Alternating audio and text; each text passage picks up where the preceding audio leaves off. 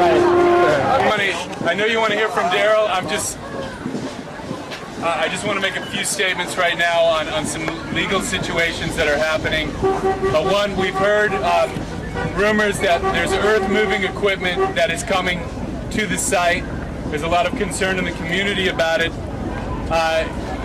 There is a 30-day period that is required and permits required to do a demolition like that. So we're watching that, and this would not be the way to go. We've got folks out here on the street who are going to make sure that that doesn't happen.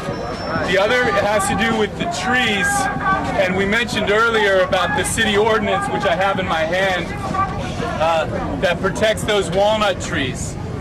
And we've spoken with the city council, the head of the city council, and representatives from Department of Public Works. So what we're asking for right now is Mr. Horowitz to just kind of ease down, obey those on our side on these particular issues especially. So I just wanted to make that comment right now. I'm sure you're all here. Darryl has just come down, and she's going to tell you what's going on.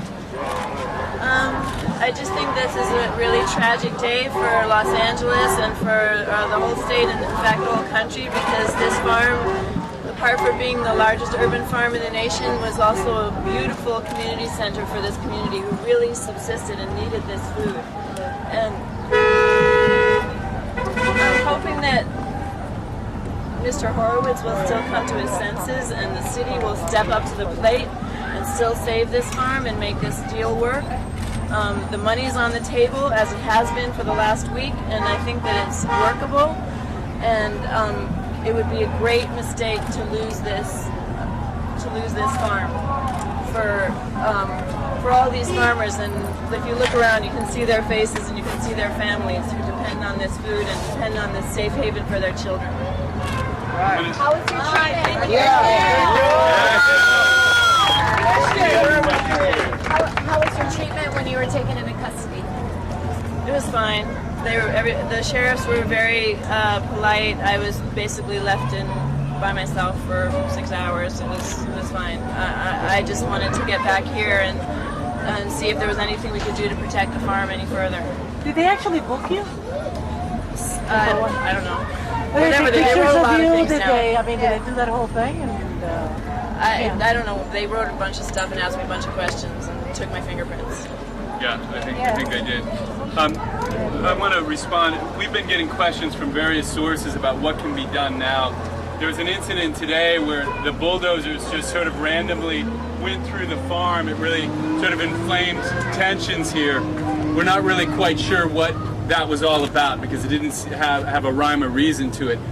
What really needs to happen right now is that Jan Perry, who is the council person for this district, needs to step up for the community and save this farm. We need Jan Perry. She can really be the one to negotiate a settlement here that works for everyone. So Jan Perry, the community is asking you to stand up for your people who elected you and to save the farm here. Now that doesn't let the mayor or the governor off the hook. I know that the governor called while Darryl was in LA County.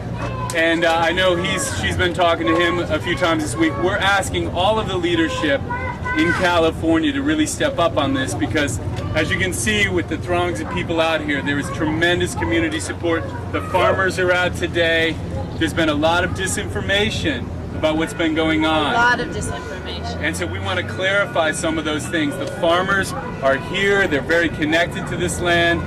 And we really need Jan Perry to come in. And I know tomorrow morning we have Reverend Cecil Murray, who's going to be coming down early in the morning and talking about the situation here and advocating for the kind of resolution that the farm John, I'm going to take it a step up because it's not time to ask, it's the time to demand. The people elected the council, she should step up to the plate and listen to what the community is saying. We also have 17 other women that have not been released.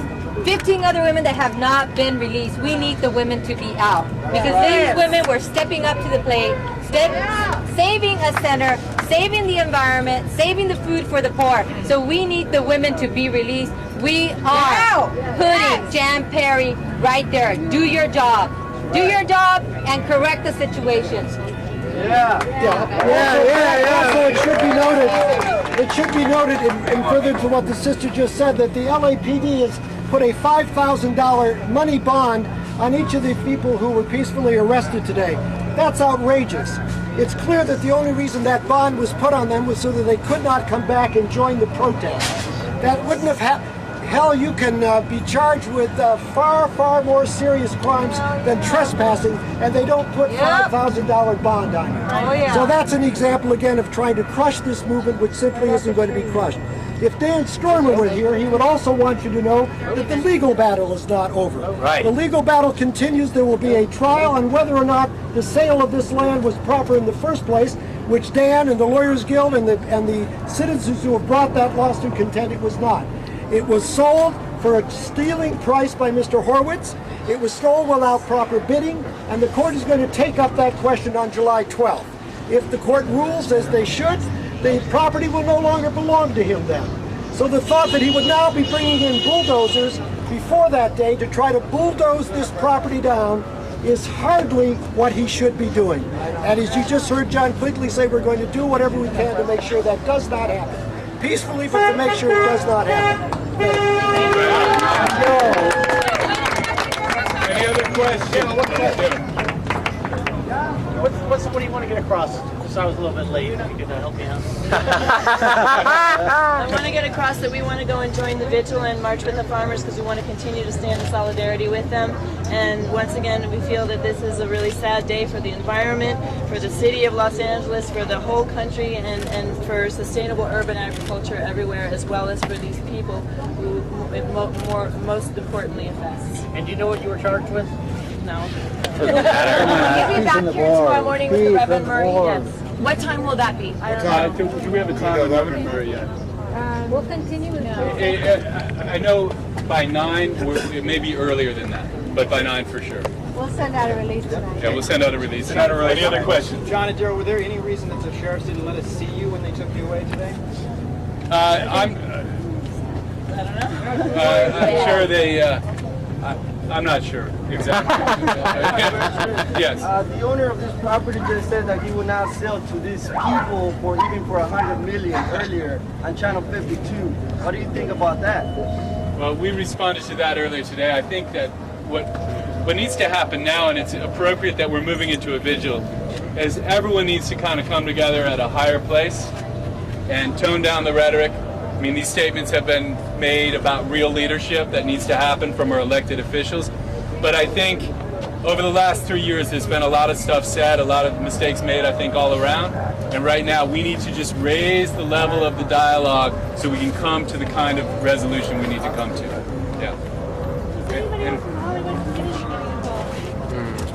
I know even today, Darryl's been in the office up in the tree dialing folks. A lot of people have been out of town, and even as we were there with the sheriffs coming to get us, there were folks calling back and saying, hey, what's going on with this tree situation? So there's a lot of interest, and when people really understand what's happening here, there's a lot of passion about it. So we'll have to see how things unfold hour by hour at this point. One more point, if I can, about personal property. You have to understand that when the sheriff moved in this morning, as opposed to doing what a sheriff would normally do if he's evicting someone, he would let them take their wallet, he would let them take their driver's license, their keys, so that they could go about their life. He did not give people the opportunity to do that this morning. You'll have to ask the sheriff why.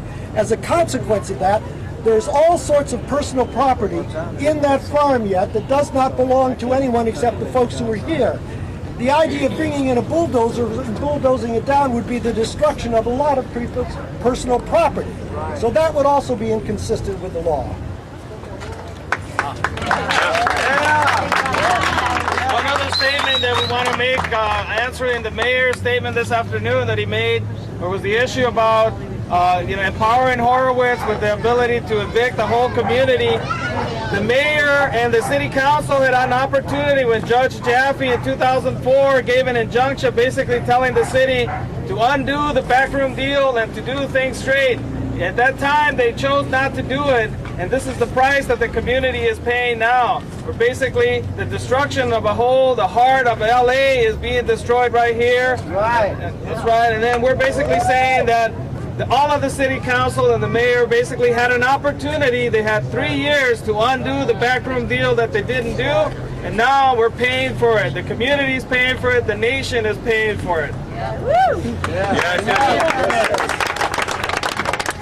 Okay, we're going to join the vigil now. I hope you'll join us. Save